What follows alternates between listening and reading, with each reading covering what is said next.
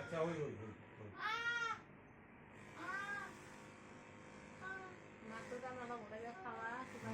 এইটো paralysis patient তেওঁৰ কি হৈছে পেৰালাইচিছ আপুনি কি এতিয়া পালে প্ৰথমতে নস্পনাইটিছ প্ৰব্লেম হৈ আছে তাৰ উপৰি আপোনাৰ পাৰ্কিনছন পেৰালাইচিছ হৈছে এইটো কেনেকুৱা বস্তু আকৌ এইটো আপোনাৰ মূৰৰ দুটা ঠাইত আছে সোঁ চাইড আৰু বাওঁ চাইড এই সোঁ চাইড বাওঁ চাইডত দুটা পইণ্ট আছে আপোনাৰ কাণৰ পিছফালে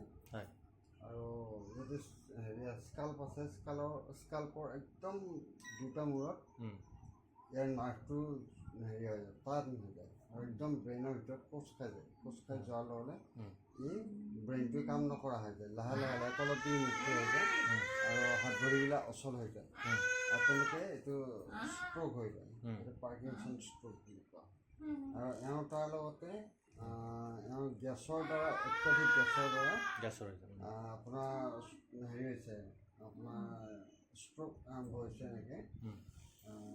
যাৰ ফলত আপোনাৰ হিমোৰাইজ হৈছে এতিয়া হিমোৰাইজ হোৱাৰ ফলত ব্ৰেইন ক্লটিং হৈ আছে এই ক্লটিংবিলাক আপোনাৰ লেজাৰৰ সহায়ত আউট কৰিব লাগিব এইটো ভাল হোৱাৰ সম্ভাৱনা আছেনে আপোনাৰ 100% ভাল হোৱাৰ সম্ভাৱনা 100% নাই আপোনাৰ 100% নহয় আৰু এইজটো বহুত হৈ আছে